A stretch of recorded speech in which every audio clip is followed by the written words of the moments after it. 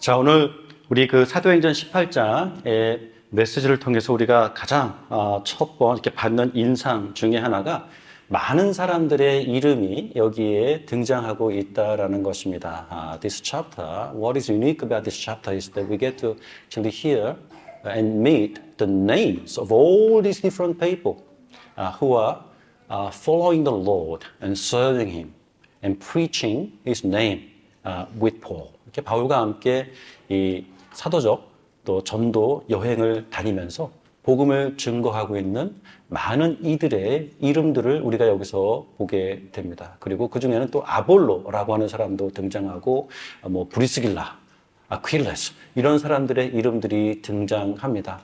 사실 이 많은 사람들의 대부분들이 우리가 요즘 용어로 얘기한다면 평신도라고 얘기할 수 있을 것입니다. Many of these names in modern day times we'll probably call them as lay people. So they are not ordained pastors and ministers, but they are lay people who are working with Paul in preaching and sharing the Lord Jesus in all these places they are moving and visiting. 서로가 방문하면서 이 여정을 하면서 평신도 또 목회자, 성직자 이러한 구분 없이 정말 우리가 합심해서 또 협력해서 하나님의 사명을 또 사역을 복음을 증거하고 있는 이런 일들을 보게 됩니다.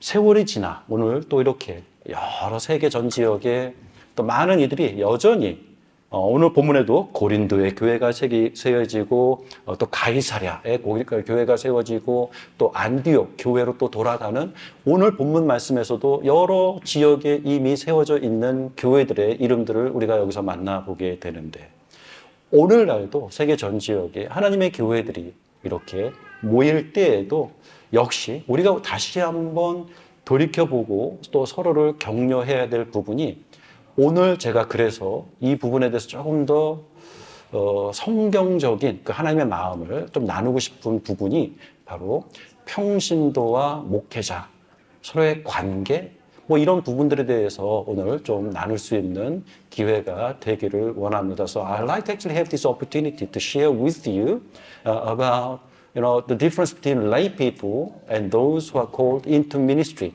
그래서 어떤 사람들이 평신도로 남아 있어야 되고 또 어떤 사람들은 또 목회직으로 또 부르심을 받는지 그 과정은 어떤지 그런 결정들은 어떻게 내릴 수 있는 것인지 이런 부분들을 우리가 좀 더 구체적으로 생각해 보면서 좀 서로를 격려하는 시간들이 되면 좋지 않을까 싶습니다.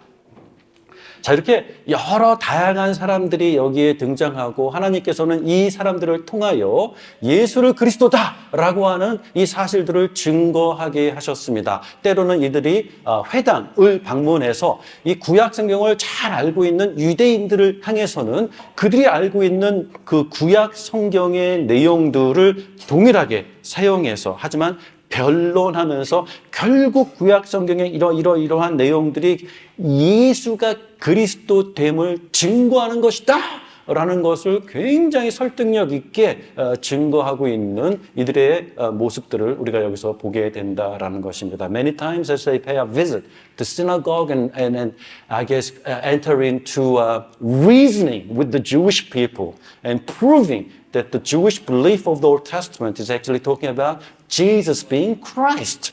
이렇게 되는 사실들을 계속해서 증거할 때 유난히 아볼로 여기 나오는 이름들이 있죠. 브리스길라, 아퀴라 이렇게 예수가 그리스도됨을 증거하는 이 일에 있어서 상당히 뛰어나게 상당히 설득력 있게 또 상당히 영향력 있게 이 섬김을 하고 있는 사람들을 우리가 또한 여기서 만나게 된다라는 것입니다. So out of all these people there are some who are really brilliant in doing this work in convincing people that Jesus is Christ. And influencing them accordingly.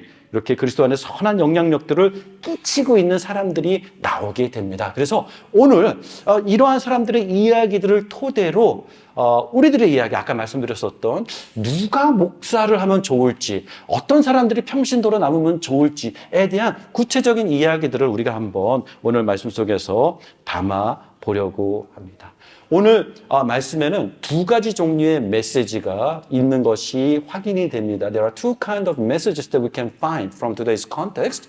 One is from above.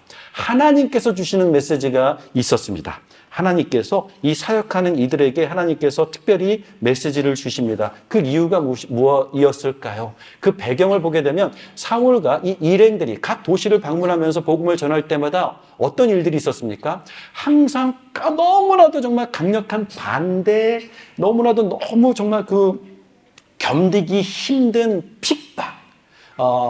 바로 전 구절에서도 빌립보 감옥에 갇힐 때에 구타당하고 매맞고 몸이 그것을 해서 막 상처가 터지고 한 엄청난 그런 그 고단함, 고통, 막 이런 것들을 겪고 있는 상황들 아니겠습니까? 오늘 본문 말씀에서도 막 소동을 일으켜서 법정에 끌려 나가게 되는 상황까지도 발생하고 있는 그렇습니다. 복음을 전하는 것이 결코 재밌거나 그렇죠? 쉽거나 하지 않고 너무나도 어려운 상황 속에서 그럼에도 불구하고 복음을 증거했었던 사람들의 이야기들을 오늘 우리가 읽고 있지 않습니까? So, in experience of these people who are witnessing Jesus, we hear from every chapter that it hasn't been easy for them at all. That they have been beaten a lot of times, and today they are taken into the court, and they were charged, and they were accused, and there were mobs who are causing a lot of problems for these people. 그러니까 복음을 전할 때마다 정말 사람의 마음은 그럴 거예요. 어떤 마음이냐면 내가 이래도 계속 해야 되나? 상황이 이런데 그래도 내가 오늘 일어나서 내가 오늘 밖에 나가서 이 일을 계속 해야 하나? 라고 하는 인간적인 질문들이 이들의 마음속에 계속 울림이 되었을 것이라 생각이 됩니다. Now we have to remind each other that these people that we are meeting in this chapter are human beings like one of us. And as they go through all these persecutions each and every day, I am sure they have been wondering why they should continue. I'm sure they have been questioning to one another whether they can continue to do this even today. 이러한 그들의 고민 중에 하나님께서 이들을 향해서 어떤 말씀을 주십니까? 9절과 10절이죠. 두려워하지 말며 침묵하지 말고 말하라. Do not be afraid and do not be silent, but continue to speak out. 이런 메시지를 주시고 있는 모습을 보게 됩니다. 그 이유를 하나님께서 주십니다. 우리가 오늘도 두려워하지 말아야 되는 이유, 오늘도 우리가 참지 않고 그 복음을 외칠 수 있는 이유를 하나님께서 한 두 가지 정도로 크게 우리가 보게 된다면, 첫 번째는 하나님께서 우리와 함께 계신다는 사실을 잊지 말라고 하나님께서 오늘도 이 본문 말씀을 통해서 말씀하시고 있는 것을 보게 됩니다. 내가 너와 함께 있으며 어떤 사람도 너를 대적하여 해롭게 할 자가 없을 것이다. 하나님께서 그들에게 이렇게 용기를, 위로를, 격려를 하고 있는 모습을 우리가 여기서 보게 된다라는 것입니다. That God is promising them that God will be with them. That's a strong promise, isn't it? So God is assuring them that they can continue to do what they have been called to do, because God is going to be with them along the way. 그 다음에 또 하나 포인트가 뭐냐면 이 성중에 내 백성이 많다라는 부분을 이들에게 일깨워 주시고 있는 것을 보게 됩니다. That even in this city, that God has chosen a lot who are waiting to hear this message. 여러분, 우리가 지난주에도 생각해 보았지만 우리가 이스트우드를 나가고 시내를 나가고 또 우리 차세대 자녀들이 계속해서 여러 도시들을 다니면서 캔버라, 웰링턴, 원주민 마을 이런 데를 다니면서 복음을 전한 이유들이 무엇이었습니까? 각 그 도시에 우리의 증거, 우리의 메시지를 통해 주님을 만나게 될 영혼들이 많이 있다라는 사실들을 오늘도 우리가 잊지 말아야 할 것입니다. The reason why we should continue to go out and speak out is because even in this place, even in this city, that God has preserved many who are waiting for us to speak out to them, that through our testimony, that they will be converted into God's kingdom. 바로 그 그 사람들이 우리를 기다리고 있기 때문에 오늘도 우리가 견디고 인내하고 나가서 복음을 외쳐야 하는 것을 우리가 여기서 다시 한번 확인하게 된다라는 것입니다. 계속해서 이름들이 나옵니다. There are more people that we get to see in this chapter. 소스데네, 아볼로. 그 다음에 8절에는요. 수많은 고린도 사람들이라는 표현이 나옵니다. So all these names that we have seen here, they are not comprehensive. In this chapter says, there are so many people in the city called Corinth who are walking with Paul. 이렇게 폴과 함께 복음의 또 믿음의 자리로 나아가는 많은 사람들이 이 도시에 있다라고 얘기하면서 이 도시가 어떤 도시입니까? 고린도라는 도시인 것을 보게 됩니다. 그래서 이 도시에 바울과 그의 일행은 정말 오랜 기간을 함께 머물면서 거의 1년 6개월이니까 18개월 동안 이 도시에 머물면서 복음을 전했었던 그 기록들을 우리가 여기서 보게 됩니다. That 18 months that they continued to stay in this city to proclaim the message. 그래서 우리가 알게 되는 고린도전서, 고린도후서, 나중에 우리가 기록되어지는 내용들도 있지만 이 고린도에 교회가 세워지고 이 교회를 통해서 특별히 많은 어떤 그 하나님의 능력, 하나님의 은사가 정말 이렇게 활용이 되는 귀한 사역의 현장이 되었던 것들을 우리가 훗날 또 보게 되지 않습니까? 너무나도 놀라운 일들이 또 복음의 씨앗들이 뿌려지고 있는 것들을 우리가 여기서 보게 됩니다. 그리고 27절은 이들의 섬김, 이들의 사역을 통해서 은혜로 말미암아 믿는 자들에게 많은 유익이 있었다라는 것들을 우리들에게 기록해 주고 있습니다. 그렇습니다. 섬김은 성도들을 유익하게 합니다. 성도들을 세워줍니다. 그래서 오늘도 우리가 이런 본문의 내용들을 가지고 이제 좀 적용을 하는 시간들을 좀 가졌으면 좋겠습니다. 첫 번째, 여러분 사도 바울이 이 고린도에 갔을 때에 이런 거 있지 않습니까? 나는 목사야, 나는 선교사야, 나는 성직자야. 그러니까 나는 목회만 하면 돼. 뭐 이런 식의 마음을 갖지 않았고 사도 바울은 그곳 도시에 도착했을 때에 바로 노동, 그렇죠? 자기의 몸을 써서 이 수익을 올렸어. 요즘식으로 얘기하면 뭐 나름대로 사업을 한 거고 나름대로의 아르바이트를 한 거고 나름대로의 일을 구해서 했었던 모습들을 보게 됩니다. And his job was making tents. 그래서 여러분들에게 한 가지 나누고 싶은 이 성경적 배경, biblical background into how and why Paul was able to make tents and generate income was 유대인의 가정 교육 중에 하나인데요.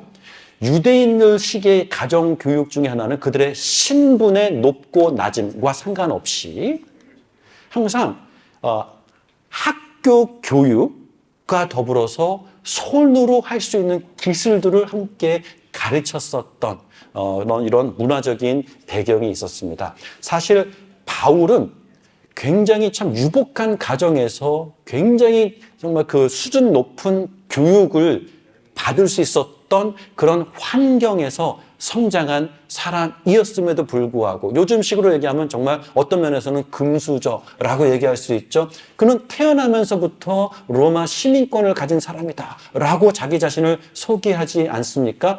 As a Jewish person, if you're born with the Roman citizenship, that tells you something about your family background.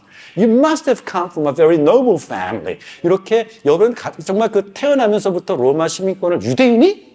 그럴 수 있어? 예, 상당히 이 가정의 어떤 사회적인 신분 이런 것들을 보여줄 수 있는 증거가 되는데 그럼에도 불구하고 이러한 기공자 바울은 어렸을 때부터 또 손으로 할 수 있는 일, 기술들을 또한 배웠던 것들을 보게 된다라는 것입니다.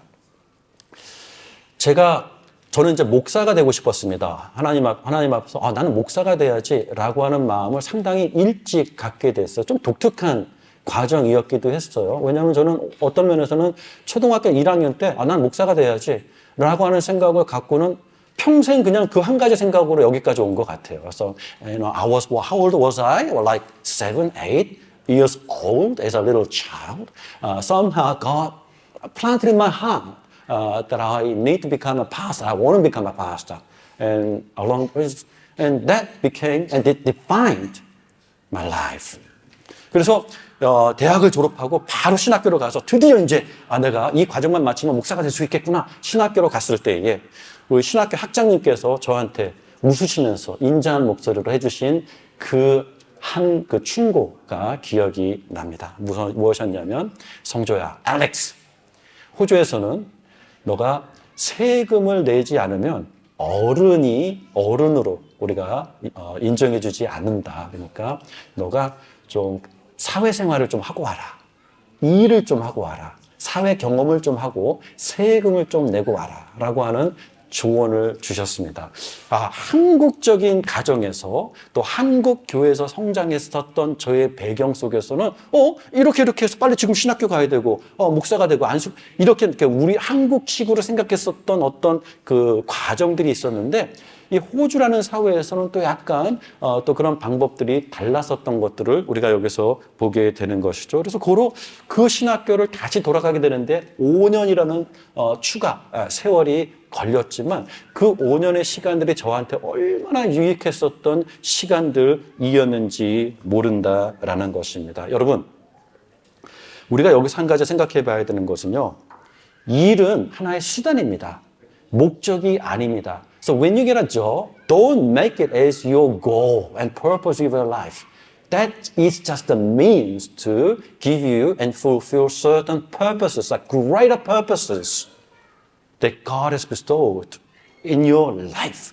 그래서 우리가 오늘도 이제 조금 있다가 한 번 더 이 부분에 대해서 생각을 해보겠지만, 이 세상에 우리들에게 준 거짓 중에 하나가 무엇이냐면, 어떤 특정 직장이 나의 신분을 정해준다고 생각하는, 착각하게 만드는 거짓이 있어요. 그래서 어떤 직업은, 그러니까 직업에 귀천이 있는 거죠. 그래서 직업이 나의 신분을 정해주고, 나의 가치를 정해주고, 나의 삶의 의미를 정해준다라고 하는, 이것은 여러분, 세상이 여러분에게 준 너무나도 정말 잔인한 거짓 중에 하나예요. 하나님 앞에 부르심을 받은 성도로서 오늘도 내가 나의 직업을, 나의 삶의 목적, 나의 삶의 의미, 나의 삶의 만족을 시켜주는 무엇이라고 생각하며 살아간다면, 이것은 정말 우리가 성도로서 다시 한번 하나님 앞에서 고민을 반드시 한번 해봐야 되는 큰 착각이며 거짓이 됩니다.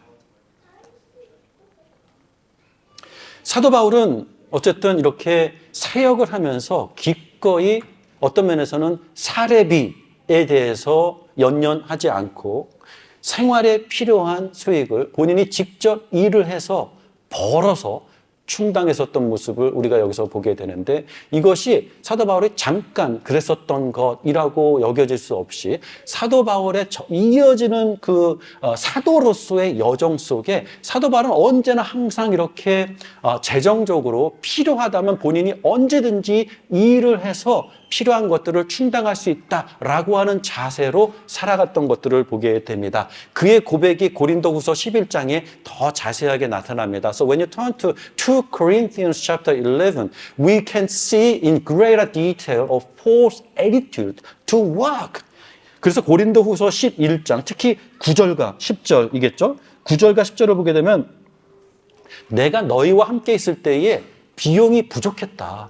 하지만 그 부족한 비용들을 내가 너희들에게 요구하지 않았다라고 하는 것들을 고백하고 있는 바울의 모습을 보게 됩니다. Although Paul was in need when he was ministering to the Corinthian church. 그러니까 지금 이 내용이 오늘 본문의 말씀을 반영해 주는 것이기도 하겠지요. 지금 고린도에 지금 1년 6개월 동안 머물면서 사역을 하고 있는데, 항상 그때 그 경제적으로 여러 가지 어려운 상황들이 처했을 때가 있었지만, 그렇다고 해서 고린도 성도들에게 어떤 재정적인 도움을 내가 요청하지 않았다라고 하는 모습을 사도 바울이 당당하게 얘기해 주고 있습니다. 그런데 또 그와 동시에 고린도 그 똑같은 본문이죠. 9절에는 어떤 말씀이 나오냐 하면은 마게도냐에서 온 형제들이 나의 부족한 것들을 보충했다. 이렇게 There were brothers who are from Macedonia who have fully supplied my need. 이렇게 또 이 사역에 필요한 부분들을 다른 형제들이 또 다른 성도들이 기꺼이 협력해서 지원을 했었다라고 하는 부분들을 또한 우리가 여기서 보게 됩니다. 제가 지금 여러분들에게 몇 가지 것들을 이렇게 펼쳐놓는 거, 뿌려놓는 거예요. 그렇죠? 사역을 하는데 일도 하지만 또 사역을 하는데 또 마세도니아에서 온 형제들이 경제적인 또 지원을 충분히 하고 있는 또 이런 모습들도 있습니다라는 것들을 방금 이제 이렇게 말씀드리지 않았습니까? 자, 이제 이런 것들을 좀 정리해서 여러분들에게 좀 프랙티컬한 부분들을 제가 여러분과 나누기를 원합니다. 자, 그래서 오늘 여러분 세 번째 포인트까지 왔습니다. 주보의 아웃라인들을 참고하시고요. 자, 세 번째 포인트까지 왔습니다. 여러분,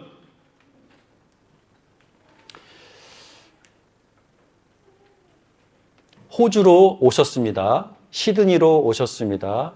한국서부터 교회를 다녔으니까 이곳에 와서도 이제 교회를 찾아야 되지요. 자, 어떠한 방식으로 교회를 찾아야 할까요?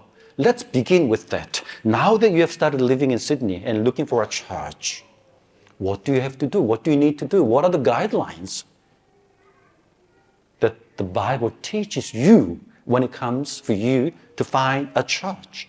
자, 일반적인 방법에 대해서 우리가 한번 생각을 해보겠죠. 일반적인 방법을 우리가 이제 비행기에서 내렸어요. 적어도 이제 저도 그 멜번에서 목회를 하면서 1세 목회를 10년 동안 아주 재밌는 또 때로는 쉽지 않은 경험들을 했는데 뜻하지 않게 저도 그렇습니다. 공항에 가서 공항에 도착하는 가정들을 픽업해서 데려다주고 집도 렌트해주고 인터넷 전기 전화 이런 거 다 깔아주고 애들 학교에 넣어주고 이런 그 정착하는 과정들을 도움이 필요하니까 계속해서 반복해서 해왔습니다.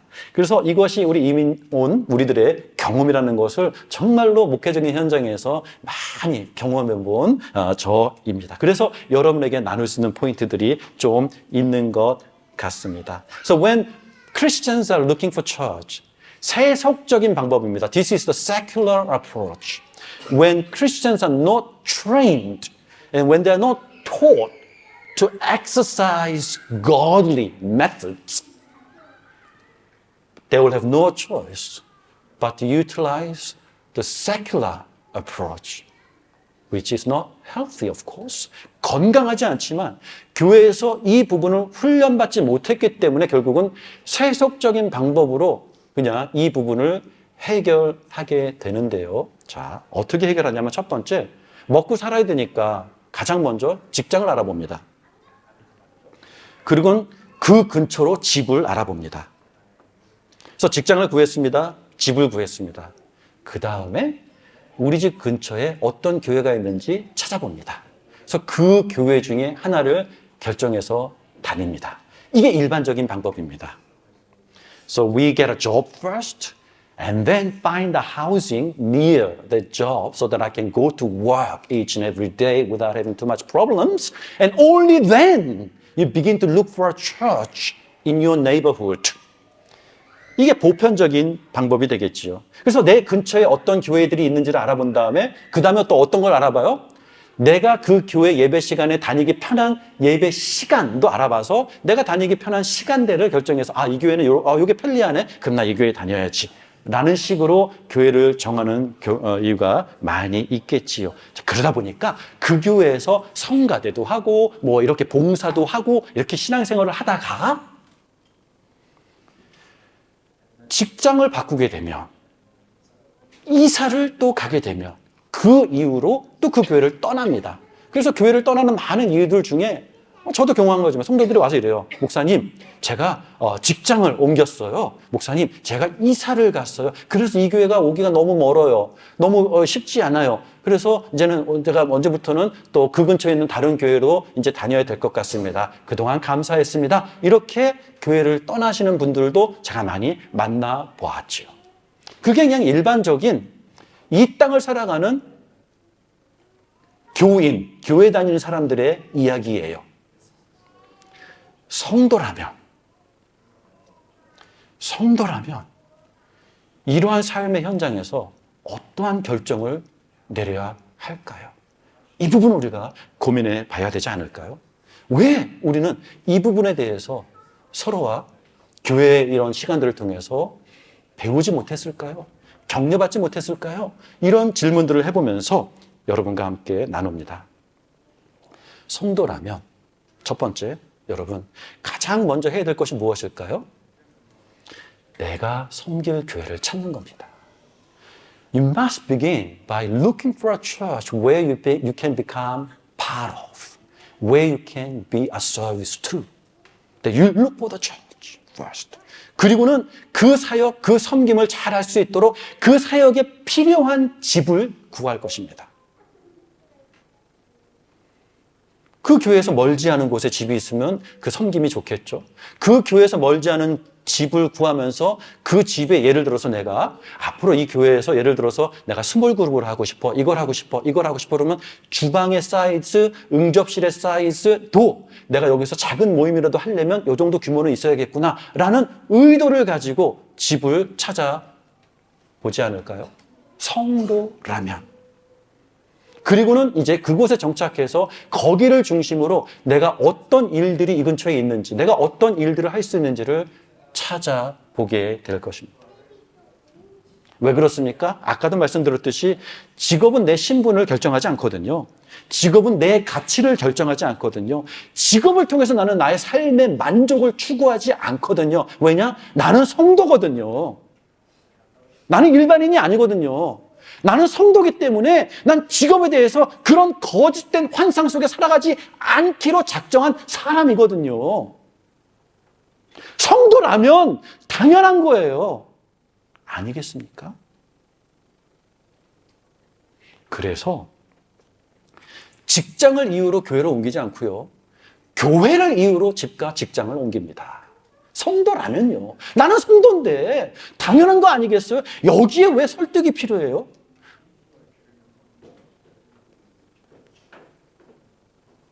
제가 한 예를 들어드릴게요. 제가 너무나도 잘 아는 한 분이 계십니다. 지금은 노인이 되셨습니다. 이분이 젊었을 때에 청년부 부장 집사님으로 참 오랫동안 섬기셨습니다. 시드니에서. 이분의 직업은 용접이었습니다. 노동이죠. 호주 여름, 이 날씨에 용접을 한다고 생각해 보세요. 떼약볕에서. 얼마나 고달픈 일인지 몰라요. 그리고 용접하는 사람들의 가장 큰 고달픔 중에 하나가 물론 뜨거움도 뜨거움이지만 쇳가루가 자꾸 튀어서 눈에 들어가요. 이게 비빌 수도 없고 참 고통스러워요. 아무튼 너무나도 힘든 노동을 하시는 분이세요. 근데 교회에서는 청년부 부장 집사님이셨어요. 그런데요, 어떻게 하다 보니까 용접하는 그쪽 같은 그 일터에서 이쪽 지역에 일이 없어서 올버리라는 곳으로 직장을 옮길 수밖에 없었어요. 여러분, 올버리가 어디에 있어요? 시드니에서부터 800km 정도 떨어진 곳이에요. 최소한 거기를 이동하려면 12시간 정도의 시간이 걸려요. 기차를 타고. 침대 기차를 타야겠죠? 근데 어떻게 해요? 먹고 살아야 되니까 이사를 가야 되잖아요. 어떻게 하셨을까요, 이분이? 올버리에서 직장생활, 어쨌든 일을 하는 동안 계속해서 시드니 쪽에 일을 알아봐야겠죠. 어쨌든 와야 되니까 다시. 그런데 이분이 하신 게 있어요. 올버리에서 매주 금요일이면 기차를 타고 시드니로 올라오세요. 그래서 토요일 또 주일을 섬기세요. 그 교회를 떠나지 않고 그 교회를 섬기시고 주일날 모든 사역이 마치면 다시 기차를 타고 12시간 올버리로 내려가서 월요일날 출근을 하셨어요. 한 주, 두 주, 한 달, 두 달, 세 달. 이분이 왜 그러셨을까요? 성도셨기 때문에 그래요. 성도라면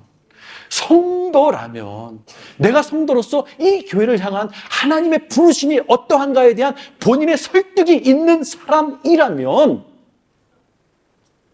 나의 우선순위가 흔들리지 않겠죠. 상황 때문에 이 핑계 저 핑계로 인해서.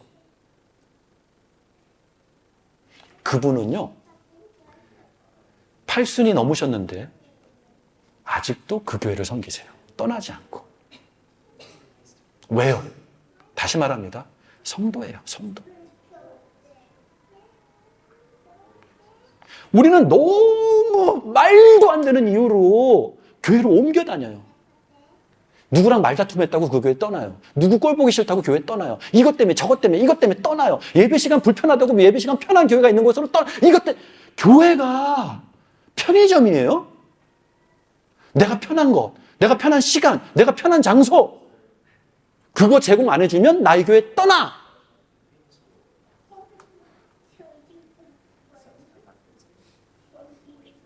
저는 물어보고 싶어요. 당신은 성도 아니셨나요? 어떻게 성도가 그 부르심의 고귀함을,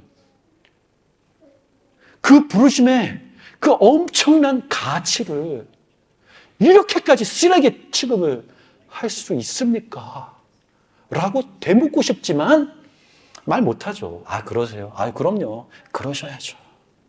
이러고는 잘 보내드리는 게 또 우리들의 현실이지만 여러분에게 제가 오늘만큼은 말씀드리고 싶어요. 성도라면 지켜야 할 것, 무슨 일이 있어도 내가 목숨을 걸고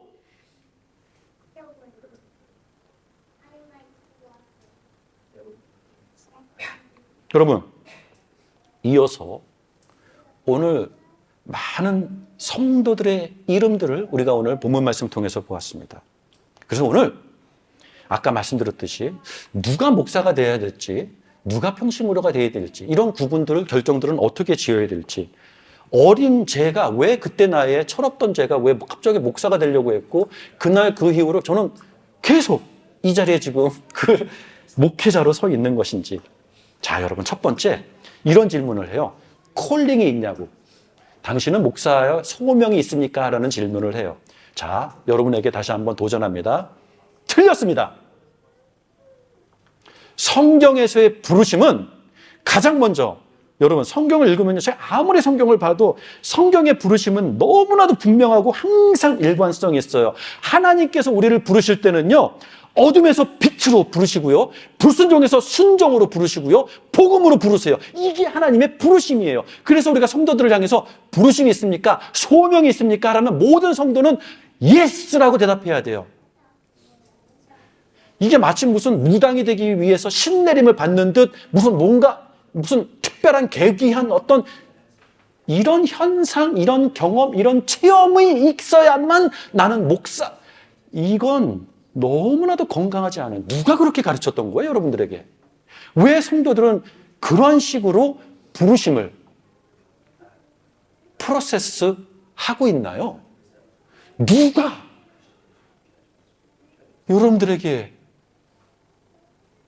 그래야 된다고 가르쳤는지 한번 되물어 봤으면 좋겠어요. 왜냐? 하나님의 부르심은 순종의 소리로, 빛으로, 복음으로 계속해서 부르시는 게 하나님의 부르심이세요.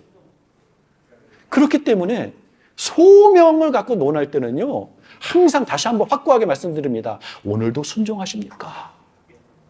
오늘도 빛의 자녀로 살아가십니까? 오늘도 복음의 자리에 예수를 주로 고백하며 살아가십니까? 그게 여러분의 콜링이에요. 그 콜링은요, 여러분 모두가 받은 콜링이에요. 나는 소명이 아직, 나는 없어요. 없긴 뭐가 없어요? 모두에게 하나님께서 주셨는데, 왜 감히 하나님께서 여러분에게 주신 그 고귀한 부르심을 나는 없다라고 할 수 있을까요?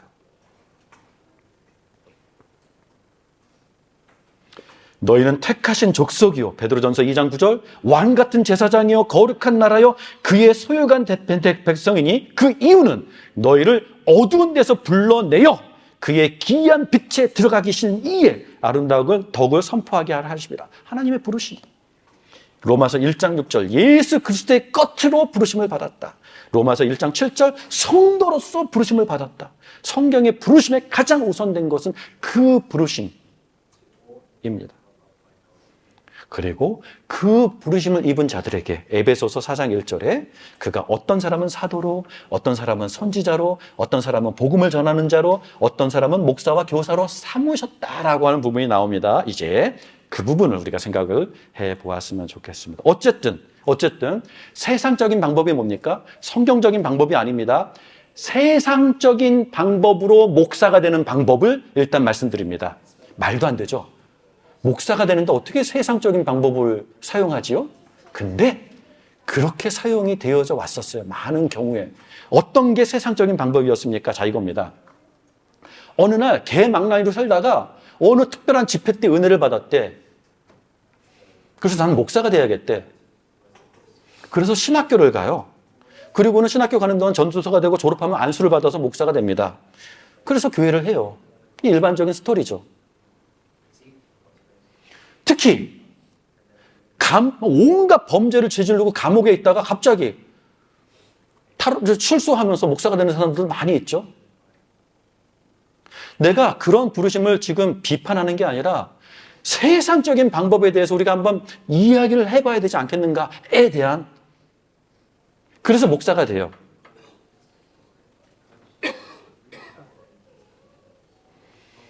그러면 어떤 문제가 생깁니까? 나는 괜찮아. 나는 성직자가 됐어. 목사가 됐어. 그리고 사람들이 나한테 어유 목사님 하면서 굽혀주죠. 우대해주죠. 존경해주죠. 얼마나 삶이 참 괜찮아졌습니까? 근데 교회를 어떻게 운영해야 되는지, 성도를 어떻게 섬겨야 되는지, 당회, 주일학교 교사, 교회를 어떻게 세워나가야 되는지에 대해서 몰라. 경험이 없어. 나는 그냥 목사야. 그리고 너네들은 내 말을 들어야 돼. 그 성도가 얼마나 고통스럽겠습니까? 그리고 그 말도 안 되는 수준의 설교를 매주 들어야 되는 그 성도의 고통은 누가 책임져야 됩니까? 준비 안 되는 목사만큼 성도들을 아프게 하고, 성도들을 고통스럽게 하고, 성도들을 혼란에 빠지게 하는,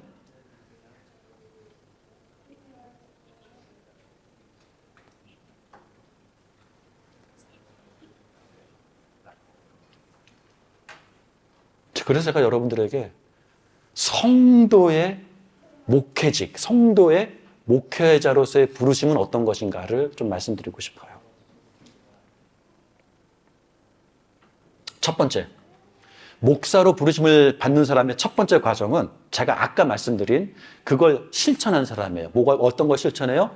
교회를 찾고 내가 섬길 사역지를 정하고 그 다음에 집을 구하고 그 사역을 원활하게 하기 위해서 수입을 창출해내는 이 삶의 우선순위를 지켜본 사람. 첫 번째 기준이죠. 그것도 안 해본 사람이 목사가 된다고요?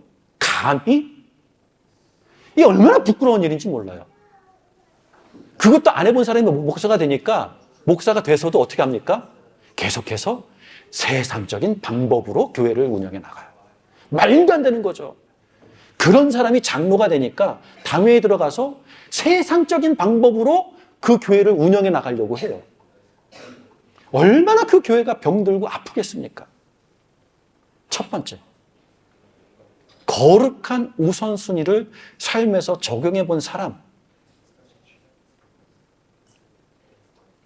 두 번째, 그러다 보면 그런 사람에게 있어서요. 자, 교회는 두 부류의 사람으로 나뉘어집니다. 첫 번째는 교회의 멤버가 있겠죠. 그러니까 예를 들어서 우리 성찬이나 이런 거 할 때 세례받은 무슨 교인이라고 한다 이런 식으로 해서 교회의 정식 멤버십이 있습니다, 교회에.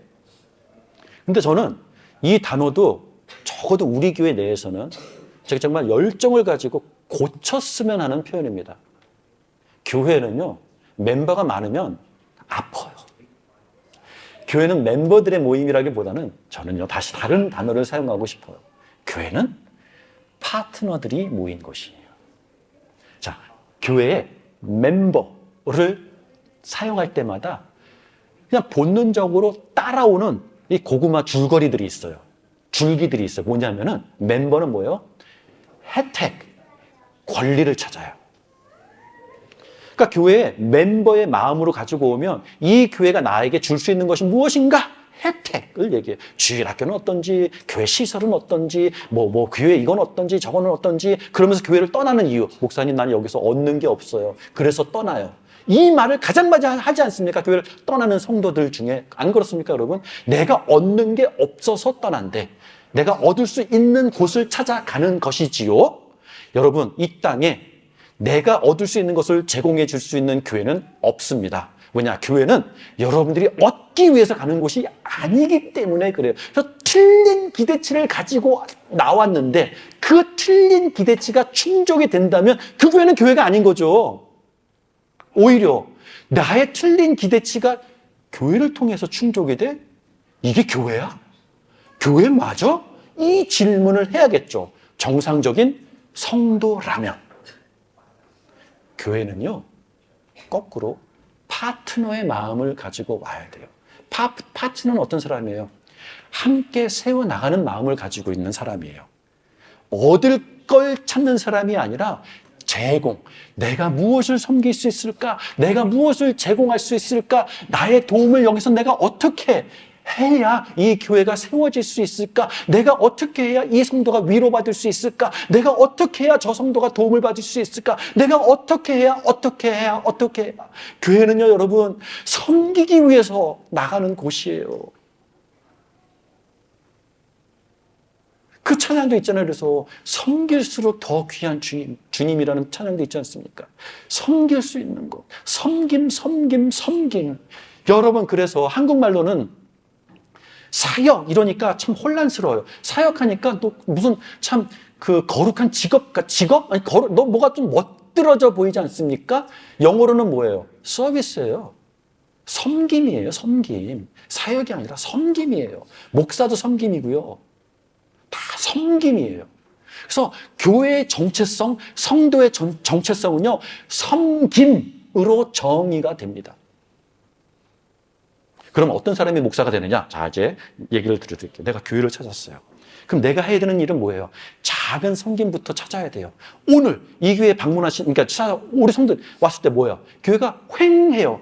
그럼 매주 뭐가 필요해요? 테이블 세팅이 필요해요. 뭐가 필요해요? 의자도 놔야 돼요. 테이블 세팅할 때 어떻게 놔야 돼요?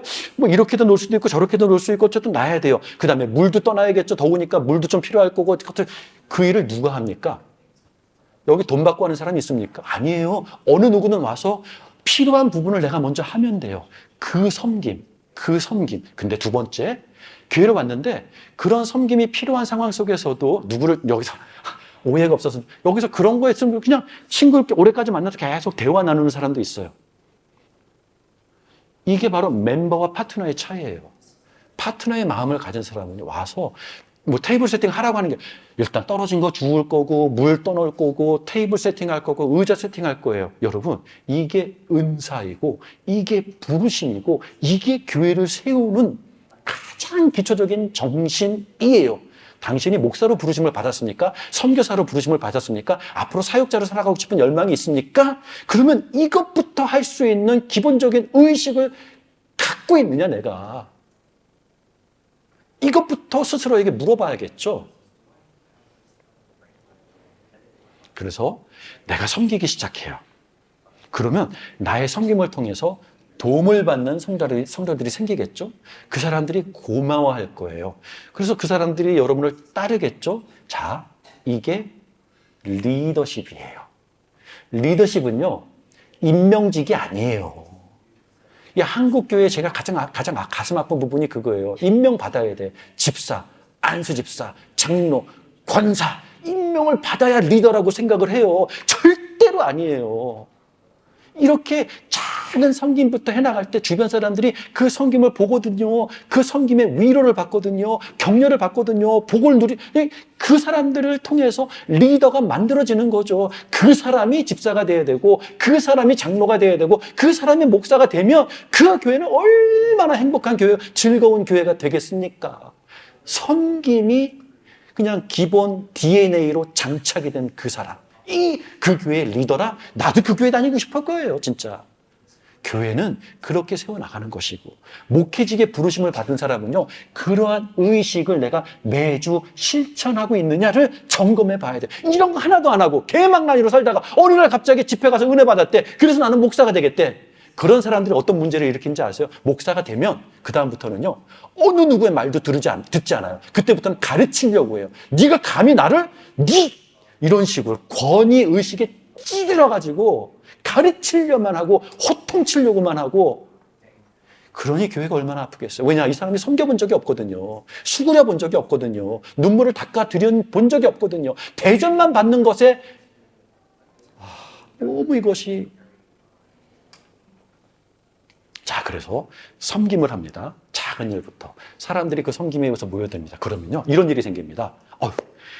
제가 우리 응접실을 내가 일주일에 몇 번 비워서 뭐 청년들이 모여서 성경 공부도 하고 내가 떡볶이도 만들어주고 이런 모임들을 해요. 근데 청년들이 그러다 보니까 맨 처음에 두세 사람으로 시작했는데 10명이 되고 15명이 돼. 우리 집은 너무 작아서 안 돼. 그러면 두 옵션이 생기겠죠. 내가 큰 집으로 이사 가거나 아니면 교회의 어떤 공간을 내가 요청을 해서 확보, 기타 등등으로 놀러가요. 근데 이런 일 한 번에 다 모이기가 힘드니까 오늘 그러면 5명 모이고 그 다음날 뭐 하면 5명 모이고 이렇게 하다 보니까 시간이 부족해.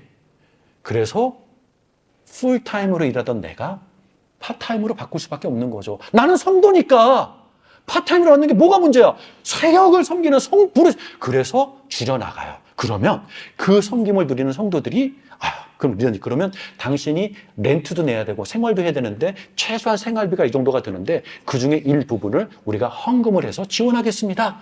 서로 헌금이 이루어져요. 그런 관계가 이루어져요. 그러면서 점진적으로 그 성도가 풀타임으로 이 사역을 할 수밖에 없는 정도의 열매가 있고 증명이 된 사역이 있으면, 자, 그게 바로 자연스럽게 목회직으로 풀타임 사역으로 이동해 나가는 성경적인 방법이에요.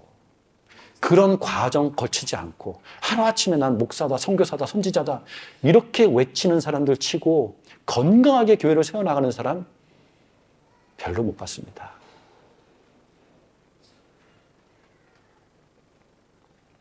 바로 오늘 여기 아폴로가 그런 사람 아닙니까? 아폴로가 타 지역으로 이동할 때 그 지역의 성도들이 추천서 써주잖아요.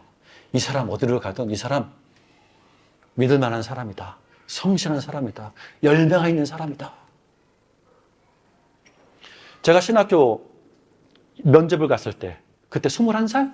대학교 갓 졸업하고. 근데 우리 학장님이 첫 번째 야, 너 이런 애기가 와가지고 네가 목사가 되겠다고 가서 사회생활 좀 하고 와. 이게 첫 번째 임무였고요. 두 번째 저한테 주신 숙제가 뭐였는지 아시죠? 제가 여러분들에게 말씀드렸잖아요. 너는 보니까 어렸을 때부터 이 교회에서 맨날 청년부 회장하고 성가대 지휘자하고 기타 등등 교회에서 계속 리더였는데, 그래서 이 교회에서 항상 너를 리더로 알고 있는데 정말로 너가 리더의 은사가 있는지는 너도 한번 확인을 해봐야 되지 않겠느냐? 그래서 우리 학장님께서 어떤 제안을 하셨습니까? 합리적인 제안. 너가 누군지 모르는 새로운 교회를 찾아가서 그 교회에 성도로 등록을 해서 그 교회에서도 시간이 지나면서 그 교회에서도 너를 리더로 인정해 주는지 확인해봐라. 이게 저한테 주신 숙제였어요. 그래서 교회를 떠나서 새로운 교회로 갔어요. 그 교회에서 새신자로 시작을 했어요. 1년이 지나고 2년이 지나고 3년이 지나면서 감사하게도 그 교회에서 목회팀으로 들어와 오라고 초청을 해주셨어요. 그 초청을 받고 그 교회에서 2년 동안 풀타임으로 사역자로서 섬긴 이후에 총 5년이 지난 후에 그 신학교로 다시 갔을 때 학장님께서 저한테 그런 말씀을 하셨어요. 너가 안 돌아올 줄 알았다. 근데 이렇게 와줘서 너무 고맙다. 공부 열심히 해라. 신학교 학장님이 매일 목사 키우는 거잖아요. 목사 되겠다고 하는 사람들이 다 모인 곳이잖아요. 그래서 신학교 학장님이 말씀해 주시는 거예요. 너 목사 되고 싶어? 그러면 새로운 교회 찾아가서 섬겨봐. 인정받아봐. 증명해내봐. 너 목사 되고 싶어? 그러면 어른이 되라. 성숙이 뭔지 너가 경험해보고 그 성숙을 이루고 와라. 등등의 조언을 해주시는 것. 자, 이게 우리 교회에서도 항상 당연한 가치관으로 소통이 되어야 하지 않겠습니까? 그래서 그 사람이 그 신학교를 졸업하고 목사가 되면 어디로 갑니까? 섬기고 있는 현장으로 돌아와야죠. 거기서 성도들이 지금 계속해서 이 사람을 지원하고 헌금하고 후원했잖아요. 그 사역에 있는 현장으로 돌아오면 되는 거죠. 이게 사역이에요, 여러분. 자, 사랑하는 성도 여러분, 혹시 청년의 때에 학생의 때에 은혜 받아서 나는 선교사로 헌신하겠습니다. 목사로 헌신하겠습니다. 하나님 앞에 그런 서원 기도를 드리신 분이 계십니까? 할렐루야. 할렐루야. 그렇다면 어떻게 오늘을 살아야겠습니까? 제가 드린 이 말씀들을 다시 한번 되새겨보면서 내가 선교사로서의 부르심이 있다면, 내가 목사로서의 부르심이 있다면 다시 한번 복습할까요? 자, 이 사람은요, 첫 번째, 가장 먼저 이 생각 해보셨는지 모르겠어요.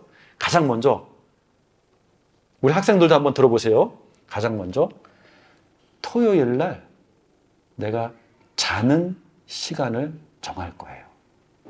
나는 성도기 때문에 토요일 날 자는 시간을 정할 거예요. 왜요? 그 다음날 내가 교회를 섬길 건데 예배 시간에 늦으면 안 되잖아. 예배 시간에 피곤해서 자고 있으면 안 되잖아. 토요일 날 일찍 자야지. 게임, 비디오, 연속극, 드라마, 넷플릭스 다 그거 재미없는 사람이 어디 있어요? 재밌죠. 근데 난 내일 교회를 할 거 사람이거든요. 그럼 일찍 자야죠. 학교 숙제, 월요일 날 시험 어떻게 할 거예요?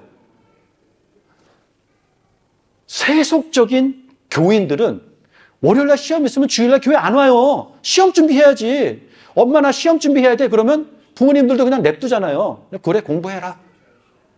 세속적인 교인이에요. 성도라면 월요일 날 시험 있으면 어떻게 해야 될 거예요? 그 주중에 쎄 빠지게 공부해서 내가 주일을 섬길 그것을 준비를 해야죠. 왜 주일을 시험과 숙제로 타협을 해요? 내가 성도라면.